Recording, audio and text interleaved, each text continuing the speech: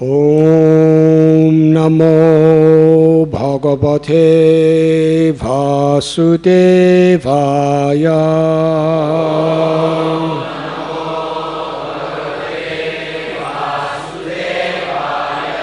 Om Namo Bhagavate Vasudevaya.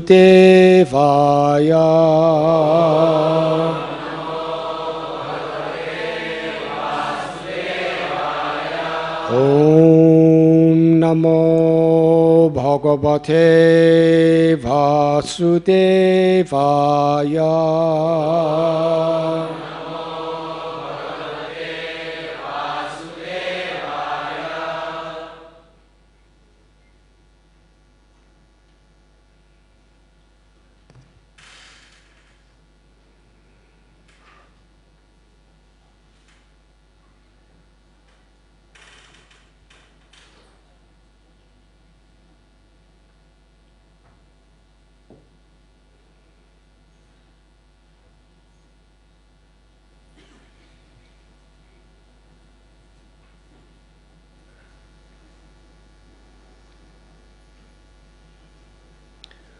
Praptam nisamya naralochana panapatram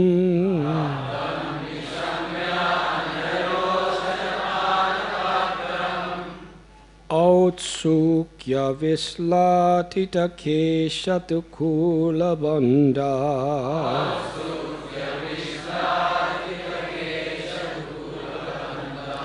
Sadyo fisitya griha karma patims chatalpe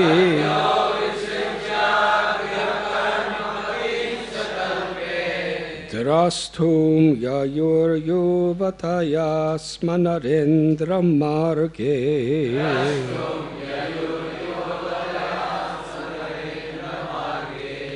Praptam nisamya naralochana panapatram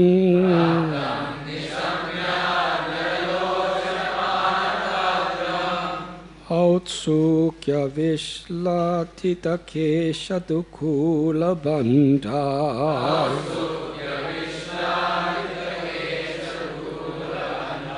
Sadyo visrijya griha karma patims chatalpe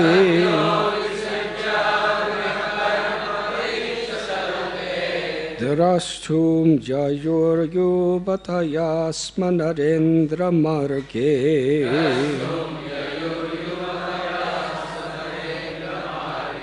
Praptam nisamya naralochana panapatram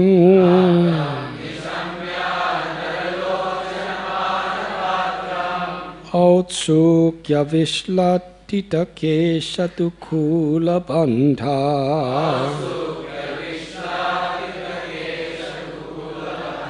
Sadyo visrijya griha karma patims chatalpe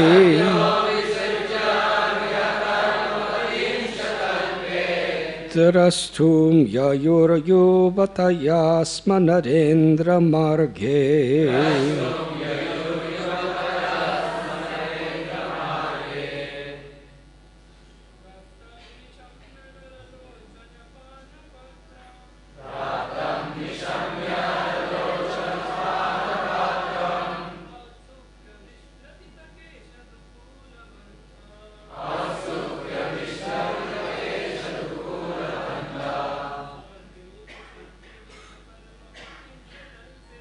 Sadyo Vishnu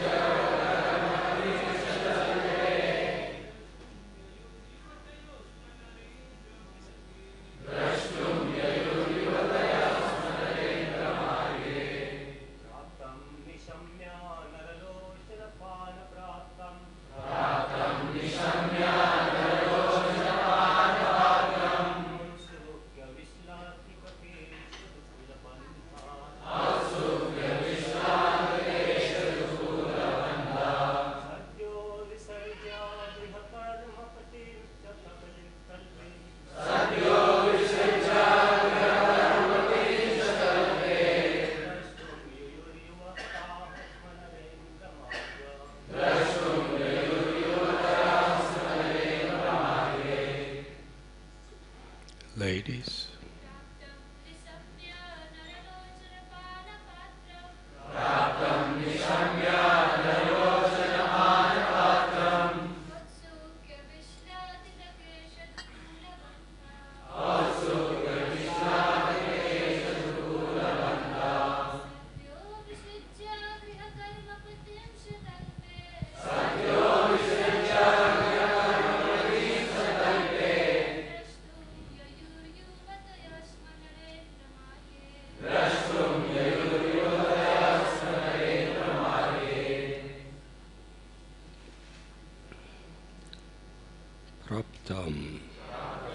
Arrived.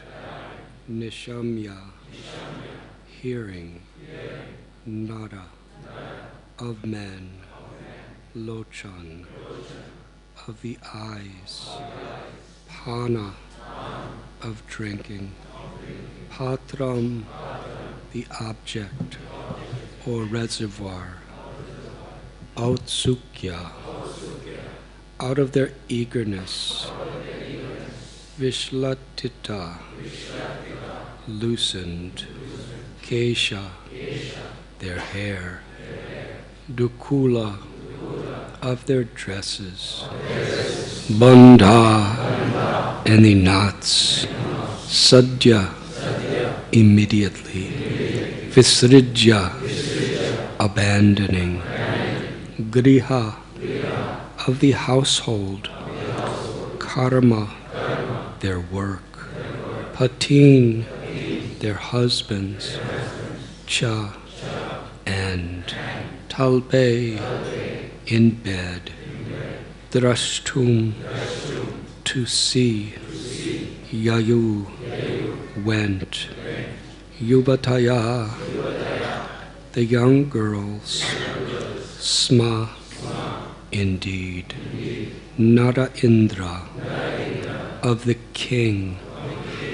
Marge, onto the road.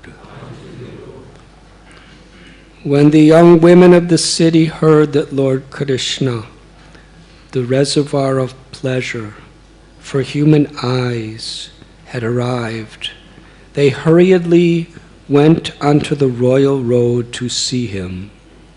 They abandoned their household duties and even left their husbands in bed.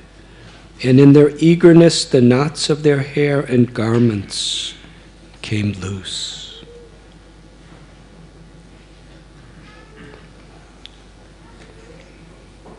The royal road being quite crowded with elephants, horses, chariots, and foot soldiers, the women climbed to the top of their houses, where they caught sight of Lord Krishna and his queens. The city ladies scattered flowers upon the Lord, embraced him in their minds, and expressed their heartfelt welcome with broadly smiling glances. Purport. Srila Sridhar Swami comments that the ladies communicated through their affectionate glances, their eager inquiries as to the comfort of the Lord's trip, and so on. In other words, in their ecstasy, they intensely desired to serve the Lord.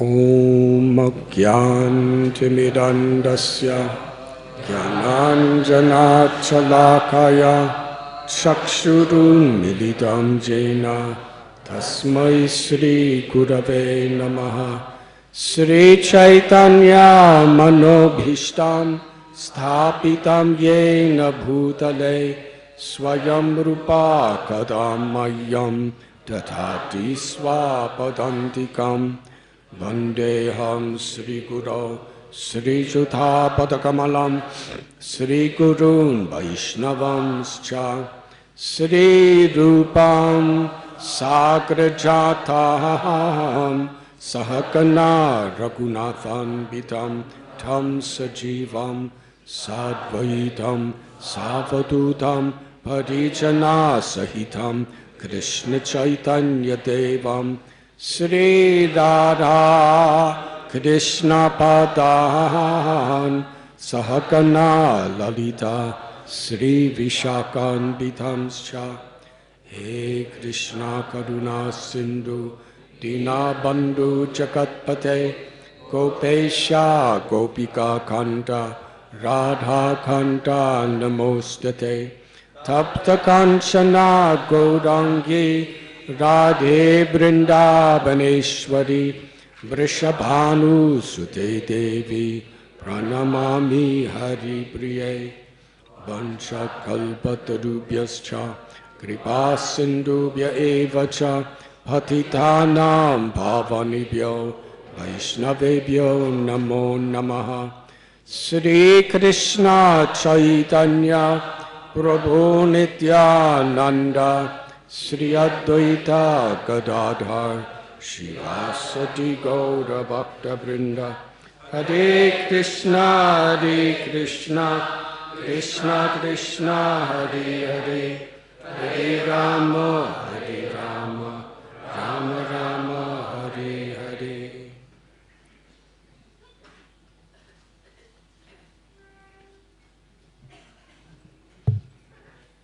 Hare Krishna.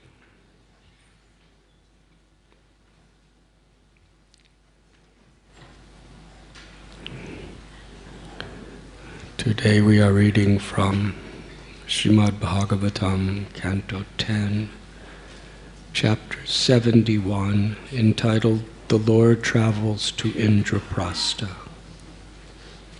Text 33 and 34.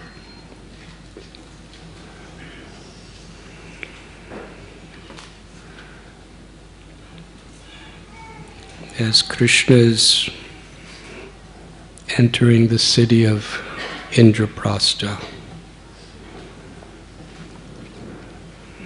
Shukadeva Goswami is revealing to us the loving relationships exchanged between Krishna and his devotees. Each devotee, in their unique personal way, is welcoming Krishna.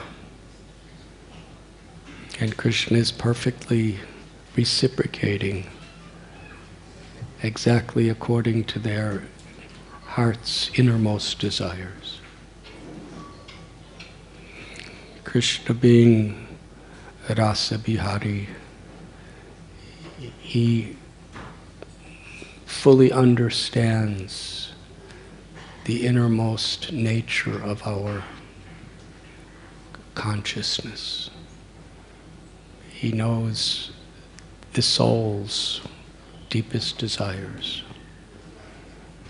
Each Atma or soul is completely unique.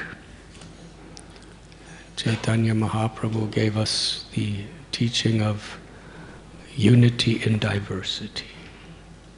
Achintya Beda Beda Tattva. Simultaneous oneness and uniqueness. Mamaivam so jiva loke jiva bhuta sanatana. Every living being is a part of Krishna.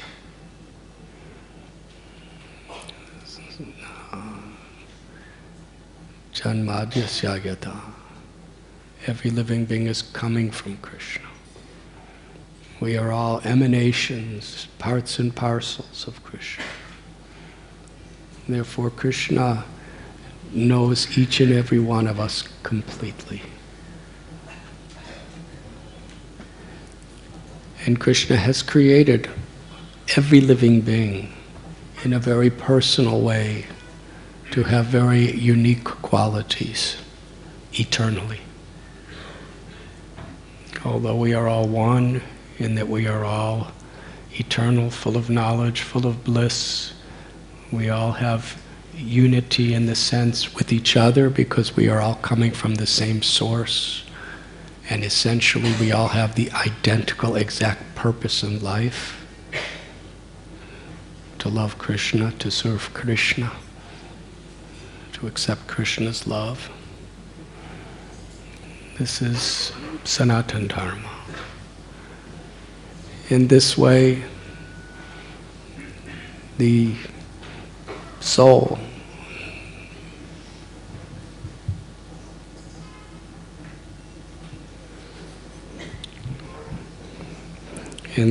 the eternal soul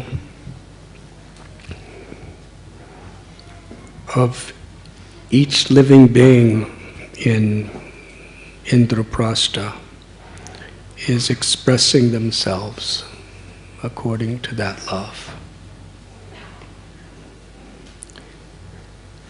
In the material world, which is a reflection of the spiritual world, everything has its variegated uniqueness. There are no two trees that are identical. There are no two blades of grass that are identical. There are actually no atomic molecular or atomic particles that are identical. Everything has its special uniqueness. And the deeper we go into understanding, the more we can appreciate that variegatedness. For a human being to look at a group of ants, they all look the same. But for the ants, they see as much variegatedness in themselves as humans see among themselves, because they're just more tuned in to understanding each other. Some people from the West come to India and they just think all Indians look the same. But here in India we understand the uniqueness and difference, and you may think everyone from the West looks the same. So it is a reality. The more we understand anything within creation, the more we can appreciate the variegatedness and the uniqueness of everything in Krishna's creation. Why? Because material existence is a reflection of spiritual existence. And in the spiritual realm there is limitless variegatedness. In the spiritual world, everyone has a very particular relationship with Krishna. And it has all been created by Krishna. The free will of every living being is an expansion of Krishna's free will. When Krishna expands himself as limitless jivas, he expands his own qualities in each jiva. And one of those qualities is swarat, free will, independence. Krishna's free will is unlimited because he is the supreme controller and the source of everything that exists. As the Upanishads tell, nityo nityanam chaitanas chaitananam, eko bahunam yo vididati kama. There is one supreme eternal, and then there are limitless eternals, who are all of us, the living beings. We are all, as Krishna explains in Bhagavad Gita, we are all part of him. 4th chapter, Krishna tells, Tad vidi pranipatena pariprashnena savya. If you want to know the truth, you should approach a spiritual master. Inquire submissively and render service. The self-realized soul can impart knowledge because such a person has experienced that knowledge. They know the truth. So Krishna tells us how to understand the truth. Not possible through any academic skill, not through any type of accumulation of power or wealth or strength. It's only by the grace of Krishna. Krishna reveals himself by his own sweet will, according to our sincerity. And the quality of our sincerity is we accept Krishna's ultimate supreme role as the supreme, as the absolute truth. So Krishna tells, if you want to understand the truth, approach a guru. That's his will. He reveals himself through these ways. And when we approach a guru, it must be in a mood of submission, with a will to serve. And essentially, service means to carry out the instructions, to take the words of the gurus and put them into our life. And then Krishna goes on to tell what the truth actually is. When you have thus learned the truth through this process, you will know that all living beings are in me. They are of me. They are mine. Every living being is part of Krishna. We're all in Krishna. We're all of Krishna. We all belong to Krishna. When we understand that ourselves, we understand that everyone, whatever our race, whatever our nationality, whatever our caste, whatever our state of mind, whatever species we may in, Krishna says, they are mine. They belong to Krishna. They're of Krishna. They're part of Krishna. And when we actually know that, then we live according to that understanding. In the material world, the infinite variegatedness is seen by a devotee as in the same way that they would see the spiritual world, in the sense that all of this variegatedness, all material elements are all meant for Krishna's pleasure. Krishna tells in Gita that he's the ability in man. He's the strength of the strong, the intelligence of the intelligent. Sarvaloka Maheshwaram. Everything is his property.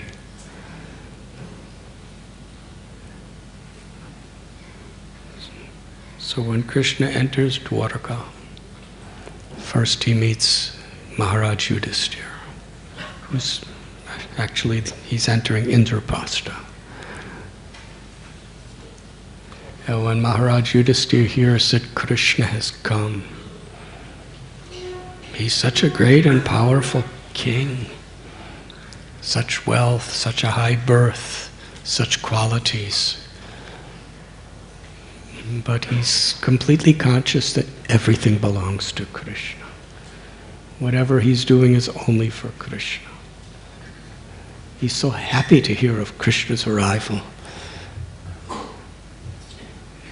It's not that he's asking Krishna, you come, to have Krishna come to my throne and I will meet him. He gets off of his throne. He runs out of his palace. He runs to meet Krishna at the border of the city of Hastinapur. And it describes how Yudhisthira Maharaj, so much love for Krishna, so much gratitude, so much of a feeling of total dependence, that he's weeping incessantly upon seeing Krishna. His limbs are trembling in love, and he's embracing Krishna again and again and again. And Bhima, Bhima's a very powerful, strong warrior. But when he's before Krishna, he's like a little helpless baby. He's crying incessantly. Tears are flowing from his eyes. Krishna embraces him. And Arjuna, the greatest of warriors, along with Nakula, Sahadev, they are all coming to Krishna as fast as they could come with such eagerness, such enthusiasm. And Krishna's embracing all of them.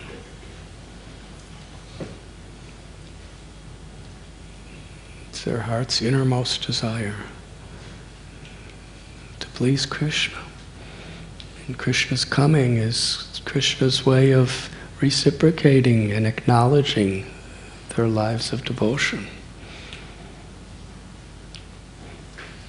And after Krishna's embracing and welcoming and speaking such intimate words of friendship with all of them, then Krishna sees the Brahmins. Well, Krishna takes some steps away from his friends and he personally bows down to offer his respects and worship to all of the Brahmins. Whatever Krishna does, he's setting an example for everyone. But also, it's from his heart. Krishna worships the Brahmins because the Brahmins help people to know him and love him. And when people know him and love him, they become happy. And ultimately, Krishna wants us all to be happy. If you love Krishna, you won't be miserable. You'll be happy for Krishna's happiness. But that's not so easy in this material world. And that's why we will very seriously discipline ourselves in the right spirit to follow the principles of bhakti. Because we want to purify ourselves. We want to awaken our original spiritual nature. We want to be happy so that Krishna will be happy. Krishna descends into this world again and again in so many ways, either directly, personally, through expansions, through sons, through servants, just to teach us how to love him, how to understand his love for us, and how to be happy. Why does he come again and again?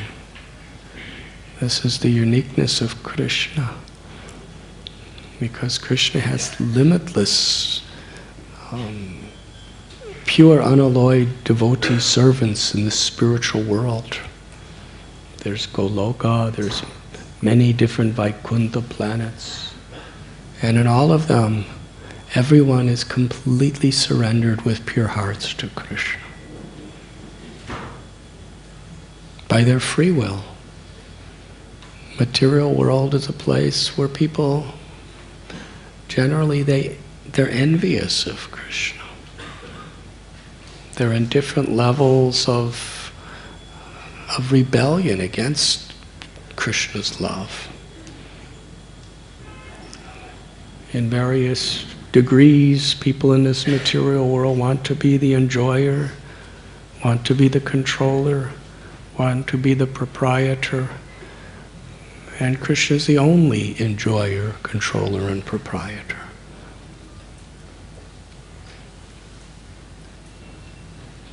How many of us want to associate with people who are envious of us, who want to usurp, take credit for whatever we do? But Krishna comes again and again because we're his children. And for a good parent, even when a child is completely rebellious and hateful to the parents never give up. That's the nature of a loving parent. But a loving parent, where do they get those attributes from? From Krishna. supreme. He's within the heart of all of us. And he never leaves, whatever we do. There's nothing anyone can do in creation, in any species, where the Paramatma will forsake us. Krishna's always there. For our own rectification, purification, Krishna will allow us to act according to our free will. He will allow the laws of karma to act upon us according to our actions and words. But he's always there. Always ready to give us another chance.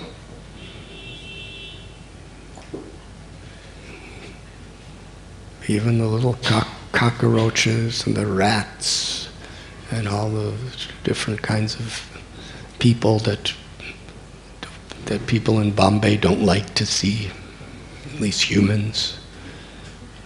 But the cockroaches and rats probably don't like to see humans.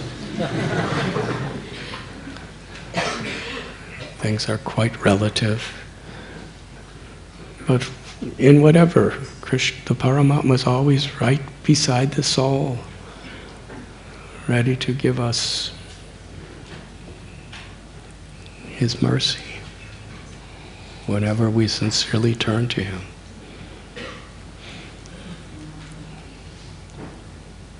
And because the Brahmins, a true Brahmin is one who's actually surrendered to giving knowledge of Krishna through their actions, through their words. A true Brahmin, through actions and words, are blessing the people. At the time of this particular story, the Brahmins, whether they were grihastas or whether they were sadhus, they would generally go house to house to beg for food. Not because they're so hungry, but because the people whose houses they're going to are hungry. Hungry for spiritual knowledge. Hungry for Krishna's blessings. And there's a reciprocation. This is the tradition. The people who are living in the home, they give the Brahmin some food to eat, and the Brahmin gives blessings and knowledge, food for the mind and food for the soul. It's an exchange. To actually receive is always an exchange of blessings on a spiritual level.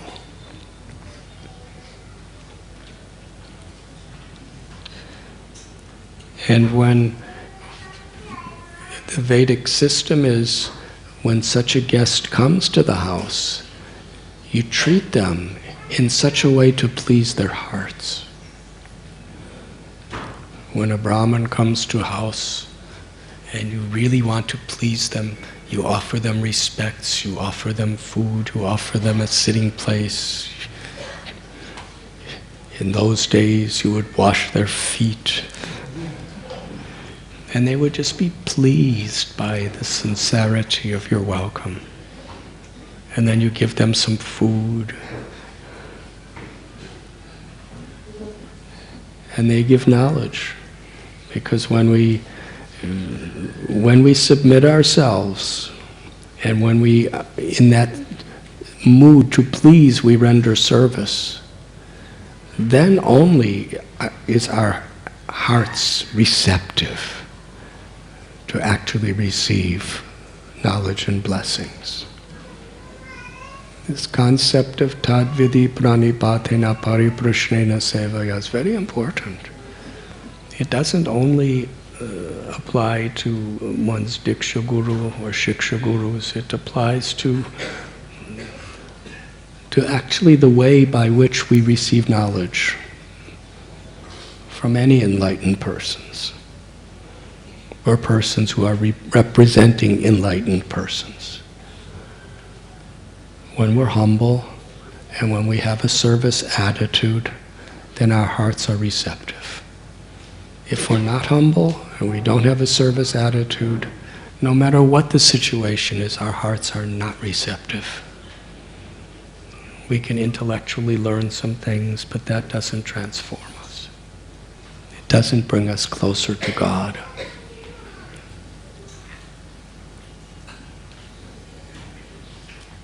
So traditionally, when Brahmins would come to house, people, they were humble. They wanted to please them through their service. And therefore, their hearts were receptive to their blessings. In Srila Prabhupada's life, he would explain how when he was a little boy, his mother and father would invite sadhus to their home, practically every evening. And they would please them with hospitality. They would please them with wonderful prasad. They would please them in every way to make them happy. And then they would ask for a blessing. Please, our little son Abhay, bless him that he will be dear to Srimati Radharani. And certainly those sadhus, their blessings were flowing because they were pleased. Ultimately, Krishna, Kapila Dev tells that he's more happy when we feed the Brahmins nice prasad with ghee, according to the verse, than we are when we put the ghee in the sacred fire for Krishna.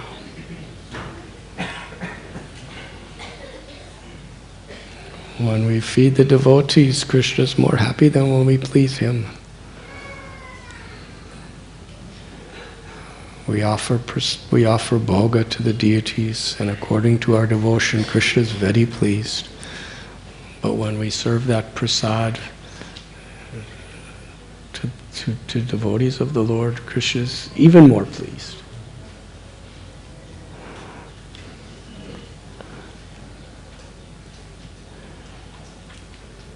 So here,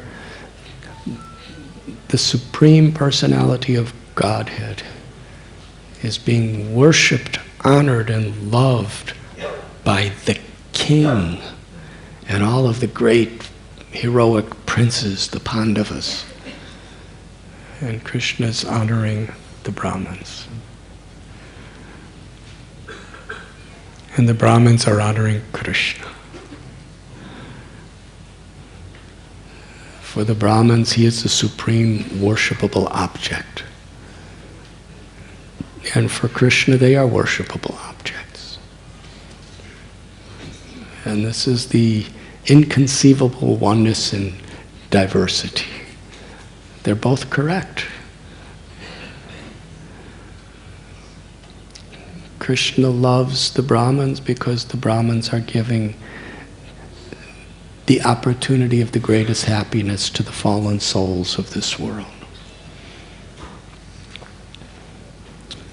And the whole city of Indraprastha is decorated so beautifully. It is described in some detail by Shukadev Goswami. How to welcome Krishna. The entire city was cleaned and ornamented in so many beautiful ways. Why? Because everything there, the people of Indraprastha could see and understand. It was all there to offer to Krishna for Krishna's pleasure. So even though it may seem material that they're making so many arrangements, it was actually an expression of their devotion. And in today's particular verses, it's beautifully explained how the royal road It was crowded with elephants, horses, chariots, and foot soldiers. The women climbed to the top of their houses, where they caught sight of Lord Krishna and his queens. The city ladies scattered flowers upon the Lord, embraced him in their minds, and expressed their heartfelt welcome with broadly smiling glances.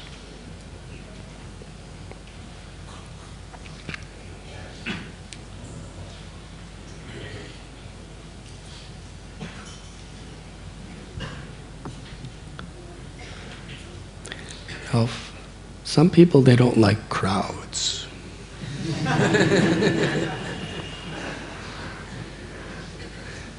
But it describes here the royal road was quite crowded.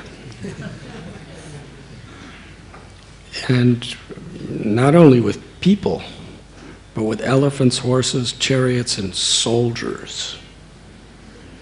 It's really a crowd.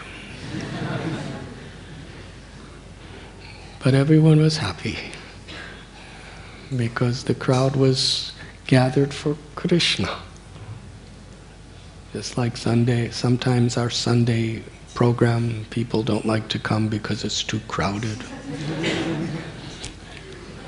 But if we understand it in the context of Srimad Bhagavatam, the more crowded it is, the more happy we should be. Because everyone's coming for Krishna. Everyone's coming to honor and respect Krishna. Everyone's coming to chant the holy names of Krishna. So you see, if it's about us, then there's a lot of inconvenience by crowds. Because, some people sometimes crash into us, step on our feet,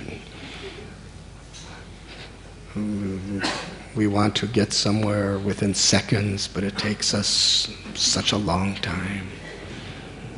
Yes, it's difficult. Most people don't like that. But when we think about it from the perspective that all these people are coming to worship Krishna, to please Krishna, to offer their hearts to Krishna, then it gives us great happiness. So Sukadeva Goswami specifically uses the word crowded in his explanation of this very blissful event. And the ladies, they go to the top of their houses, not just to escape the crowd.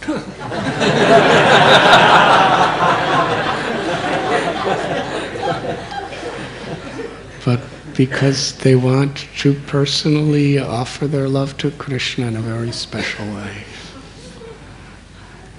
And it describes here that Krishna is with all his queens, many queens. Krishna came to Indraprastha with his ministers, with his soldiers, with his queens, with so many people, so many rishis.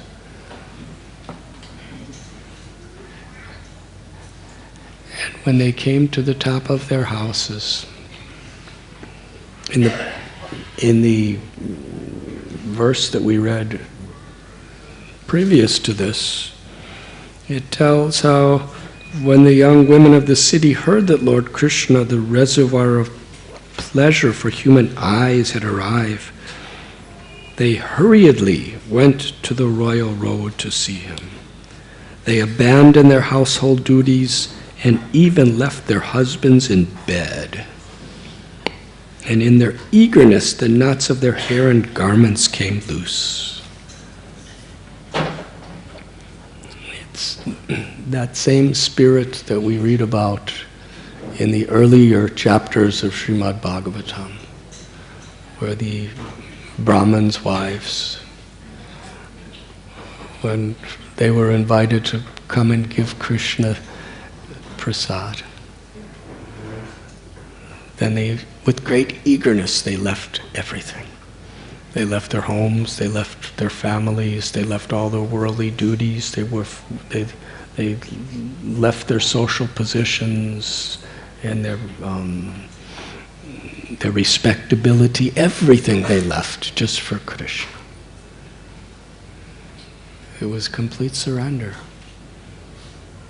And similarly, when Krishna played upon his flute, he called gopis, and they left everything in that moonlit night for Krishna's pleasure. Sharanagati. They did nothing for themselves.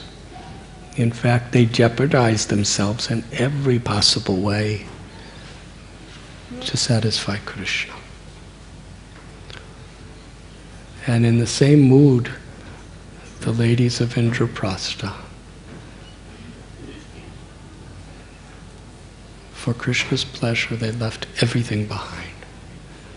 This concept of surrender, or Sharanagati, is illustrated in the lives of these very, very different types of people.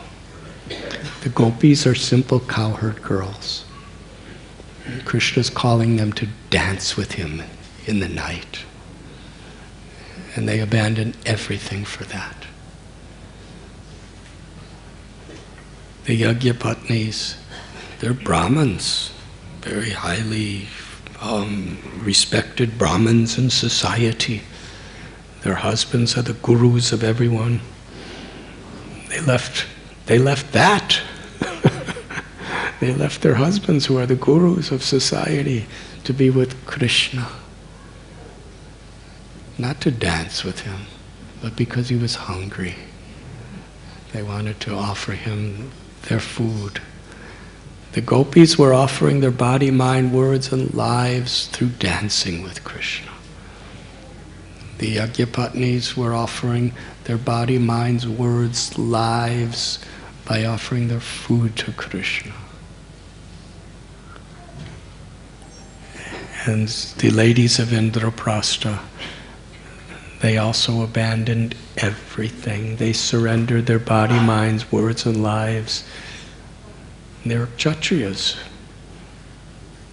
One are gopis, cowherd girls, Brahmins, and these are Kshatriyas, coming from families of great princes and warriors. And they are offering their body, minds, words, and lives to Krishna just through their smiles, and through their glances, and through their eagerness to see him. And Krishna was so pleased. There's so many subtle ways of receiving and expressing love. And we find in these beautiful pages of Srimad Bhagavatam, just smiling. You see the cowherd boys, they could embrace Krishna, they can play with Krishna, they can jump with Krishna, they can do so many games with Krishna. Other people can make so many garlands for Krishna and so many things for Krishna. But these ladies, they're on the roof, and there's huge crowds all around. But yet, they are fully expressing their love just from their eagerness to see Krishna. Their glances, they were glancing upon Krishna with such love, with such affection, with such gratitude. Their smile was illuminated with their love and their surrender to Krishna.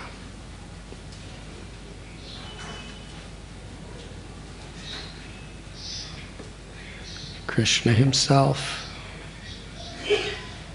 as Mahavishnu, through a single moment's glance, he creates the entire cosmic manifestation. Yes, he exhales, and from his pores the whole cosmos is created, all the universes manifest. And through a moment glance, he impregnates limitless living beings within the universe. And through his glance, he induces time to activate everything. So that's Krishna's glance. And in the spiritual world, Lord Krishna, who is the source of Mahavishnu, it describes so much how he reciprocates with his devotees through his glances, through his smiles.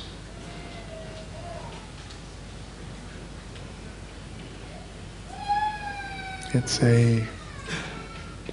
a spiritual level of communication.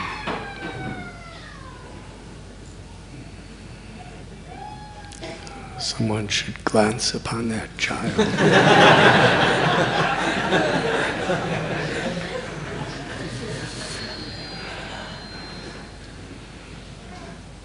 Hari Hari.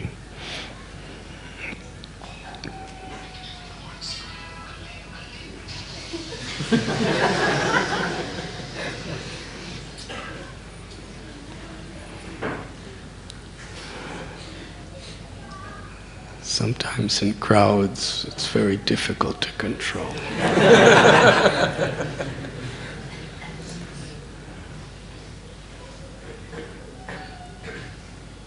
Babies and cellular phones.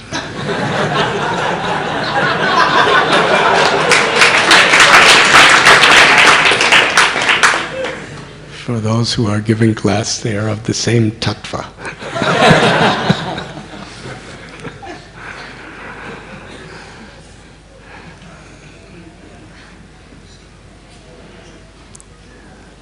And in this way, how Krishna reciprocates with his devotees through his glances and smiles,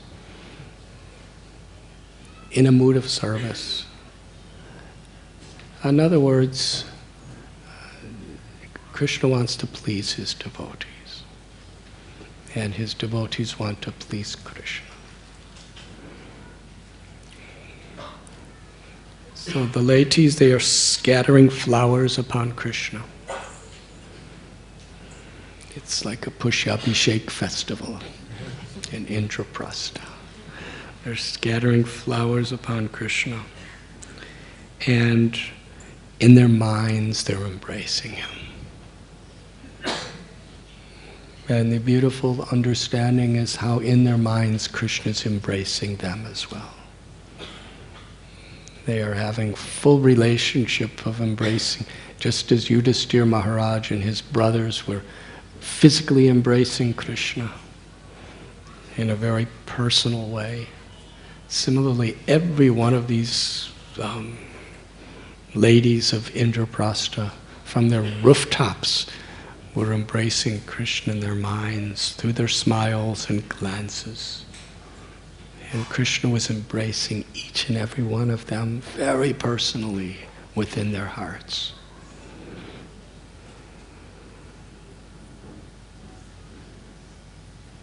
Is there any questions? Yes.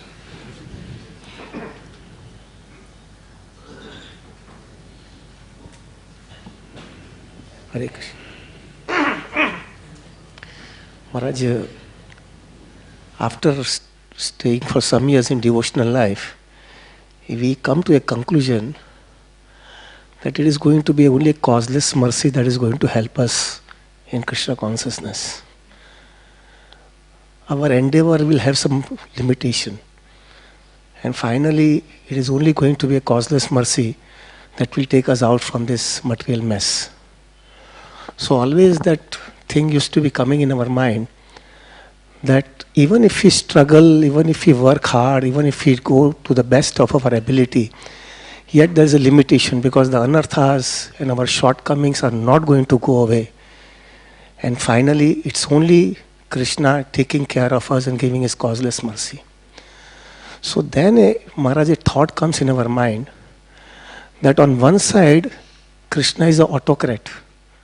Krishna can give causeless mercy or Krishna cannot give causeless. It depends on him. So on one side, Krishna is an autocrat, and we know it that we need only causeless mercy. There is no other hope we have. And on the other side, we know it that this place is a nasty place. We want to get out from this house place. But we cannot do the thing which Krishna wants for us to do it.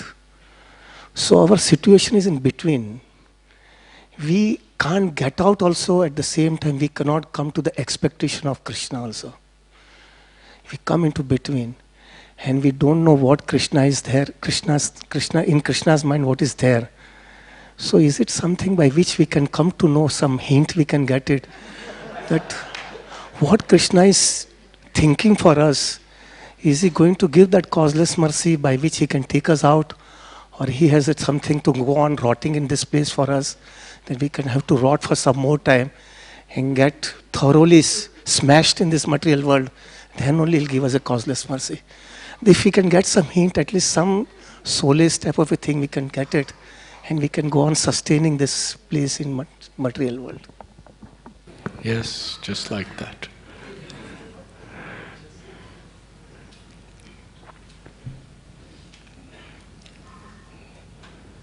Your question made everyone awake.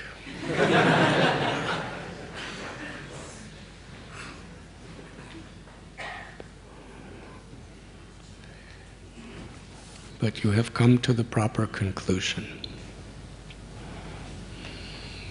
that sarva dharman parityaja mamekam sharanam braja aham tvam sarva papebhyo mokshayi samimasaja. Ultimately, we have to abandon all varieties of religion and just surrender to Krishna. Sharanagati means to surrender. And essentially, Krishna reciprocates according to our surrender. Ye yata mam prapadyante tam stataiva bhajamya. According to our surrender, Krishna reveals himself. Bahunam janmanam ante jnanavam mam papadyate vasudeva sarvamiti samahatma sudurlabhaha. After many, many births and deaths of cultivating knowledge, when one finally comes to true knowledge, one takes shelter, one surrenders to Krishna. So surrender is the culmination. That's ultimately the bridge that brings us to Krishna. And bhakti is the process of bringing us to the point of that surrender. So after countless lifetimes of trying to independently be an enjoyer, a controller, a proprietor, and having all the samskaras and all the habits and all the conditionings filled with so many desires and aversions and fears and misconceptions that are like limitless accumulations within our minds. When we come to the path of devotional service, as the years goes on, we actually come to the conclusion that it's only by Krishna's grace, it's only by our surrender. Because neophyte devotee, however many years, a neophyte devotee, even though intellectually understanding that, still has the ahankar, the false ego, thinking I'm the doer, or even thinking I'm advanced. I'm an advanced devotee. I've been here in this process for many years, so I'm very advanced. But the problem is, what is advancement? According to Chaitanya Mahaprabhu, Trinadapi Sunichena Taror Ibasehishnuna Amanina Manadena Kirtaniya Sadahari. to the degree we're humble like a blade of grass, tolerant and forgiving like a tree, happy and eager to offer all respect to others, and not expecting honor or respect for oneself. These are, in Krishna's eyes, these are the qualities of an advanced devotee. Not necessarily what role we have, what hierarchy position we have, what knowledge we have, what austerities we can perform, how many donations we give. These are all things that are meant to bring us to the point of making spiritual advancement. But in Krishna's mind, this is what advancement is, that we're actually surrendered. And surrendering means an awareness that we're completely dependent on Krishna. Daiviheshu gunamayi mama maya duratyaya mamevamya prapadyante maya me tatarantite. An awareness of Krishna's words that this material energy is very difficult to overcome. Only one who takes shelter, who surrenders to Krishna, who's completely dependent on Krishna.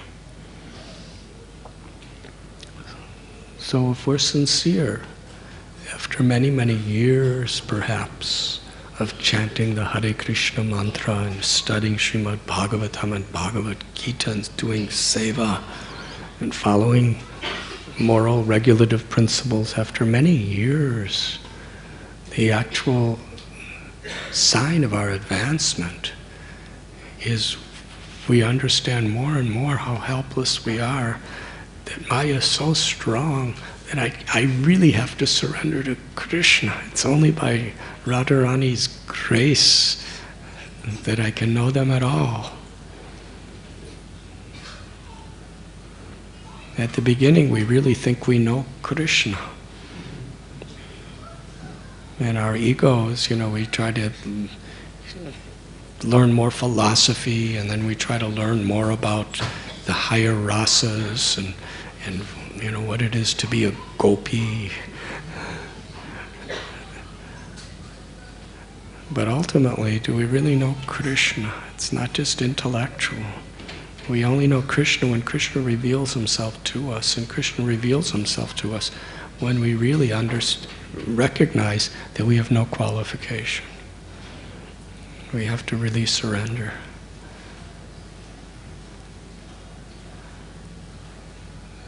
So if I were going to give a spiritual medical diagnosis of your question, you are doing very nicely, because you are coming to this conclusion.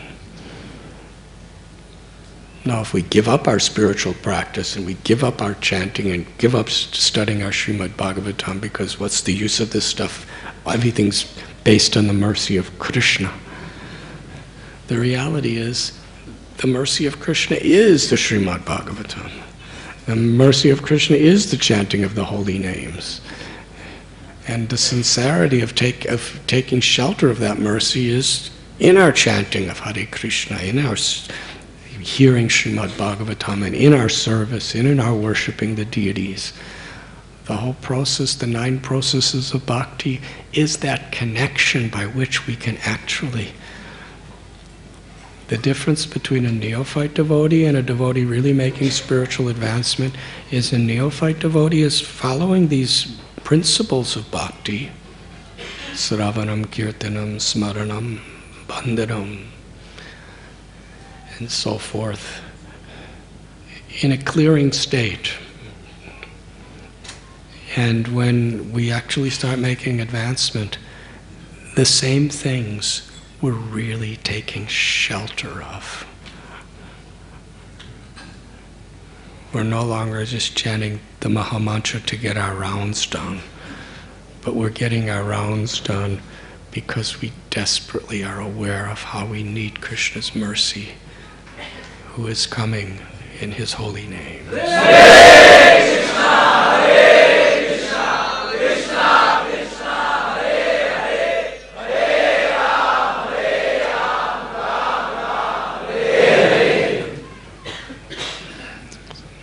as we make spiritual progress, we become more aware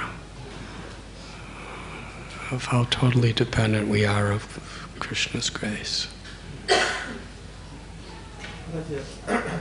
Talking about surrender or talking about helplessness and hopelessness in our Krishna consciousness, we come to a conclusion. And we understand that we cannot stay without Krishna's mercy. Little bit negligency happens in our material life can create a havoc. And we have to battle for the whole lifetime if little bit negligency happens. And we have to thoroughly take shelter of Krishna at every step. But is it so something that there is some level of surrender also, that Krishna will consider it that only on this level only I'll give mercy of surrender. He is on the primary platform of surrender. There is some higher standard of surrender. So is it something in surrender also there are the steps, or is it only one time that person comes to a conclusion that he is helplessly considering himself completely like a fish without a water, he cannot stay. If he comes to that conclusion, then he is a perfect candidate for getting a causeless mercy, or there is some level also in surrender?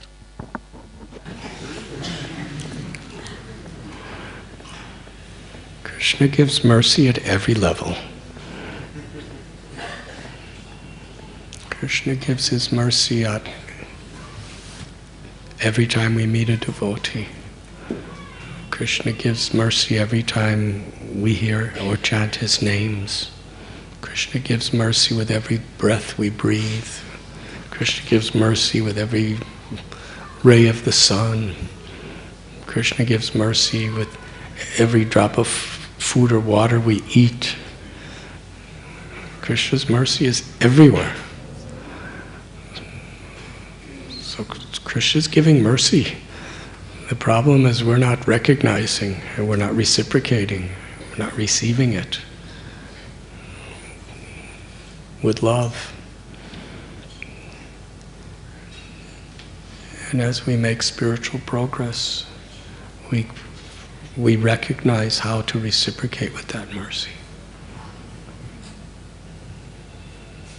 Through sincerely trying to please Krishna through our service.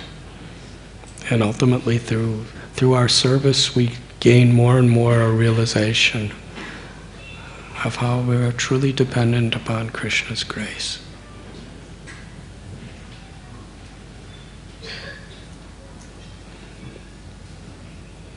The pleasures, the pains, the happinesses, the distresses, everything of this world, a devotee understands they are very special forms of mercy to help me to take shelter of Krishna, to please Krishna. So a pure devotee is one whose ego is so purified that completely receive the mercy and reciprocate. And on other levels of Krishna consciousness, we are trying to take shelter to actually prepare ourselves so that we can fully receive that mercy and reciprocate.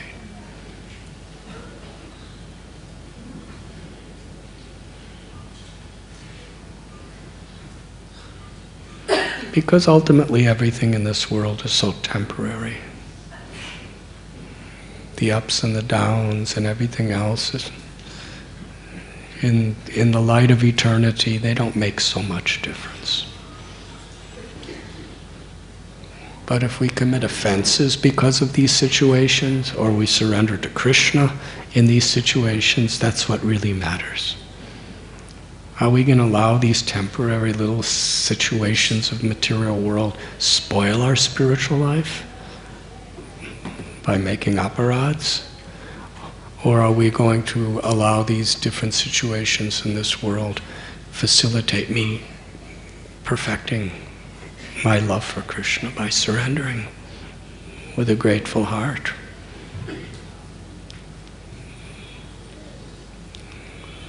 So from the perspective of Srimad Bhagavatam, what's ever happening in this world, it's an opportunity for bondage or liberation. And that's what we should see. We shouldn't just see the thing in itself, because it's always changing. One day somebody's glorified, another day somebody's disgraced. One day somebody's victorious, another day a person is defeated.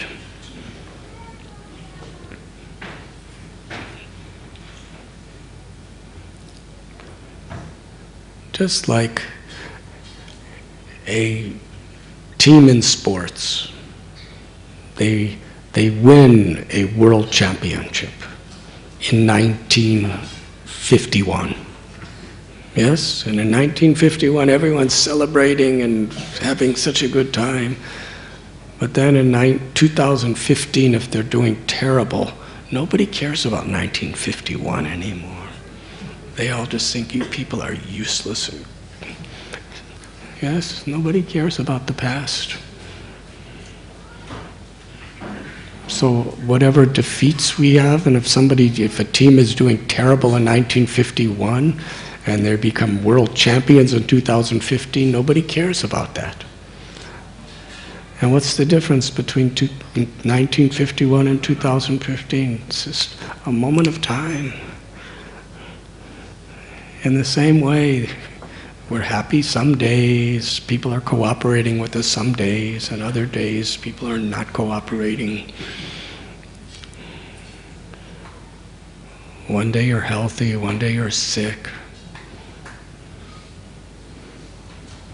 20 years ago, do you remember when you had a cold? But when you had the cold, your whole life was revolving around that cold. Yes, but now you don't even remember it. So everything's changing. In the course of time, we shouldn't take these dualities so seriously. We take it seriously by maintaining our integrity, by maintaining our principles, and by taking shelter of Krishna in that situation. That's what's really important. Life and death, there's such a small difference between the two in this world.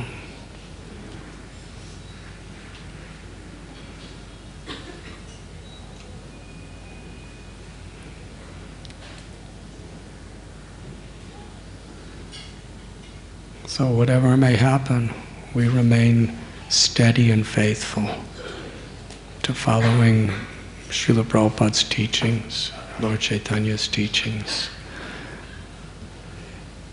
and living with the qualities of a devotee, and taking shelter of Krishna's names. That's all that matters ultimately. And we perform our duties always with this goal in our heart.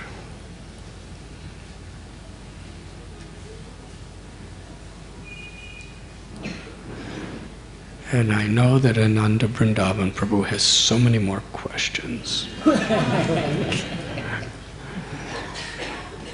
And he's always had so many more questions. But they're always, whatever questions you ask is always everybody's questions. And we'll have one more question. Yes. Hare Krishna Maharaj. I wanted to ask you that how to be equal to all, because many of the times we see if there's an influential person, people just run behind him or don't ignore him. They kind of flatter him many a times. But on the other hand, if there's a simple man or poor person, then people kind of ignore him. And there's a quite imbalance in here, we can see. So how to convert this imbalance into balance?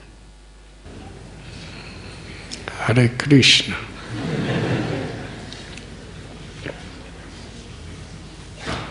Thank you.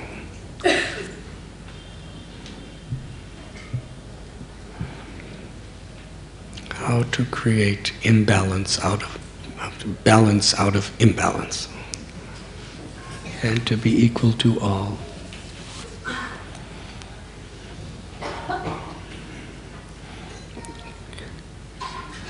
we are reading in today's verses. Krishna is reciprocating with everyone equally but uniquely. Yes? He's bowing to the Brahmins. He's embracing the Pandavas. He's glancing at the ladies on the rooftops. And even the elephants and the horses and the foot soldiers he's reciprocating with, but all in very different ways, according to their particular roles. But he's the well-wisher always of everyone. So similarly in our lives, you have a mother and father, and you have teachers in school, and you have friends, and then there's, cows, sheep, and goats, and buffaloes.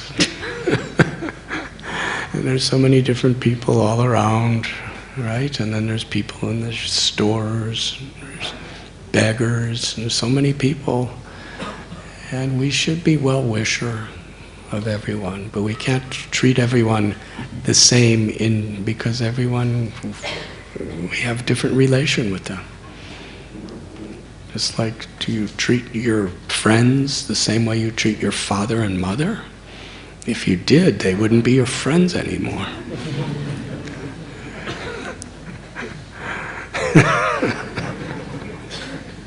Do you treat your friends the way you treat the brahmacharis? So you have different relationships with all different kinds of people, but Krishna's in the center. We're trying to be well-wisher.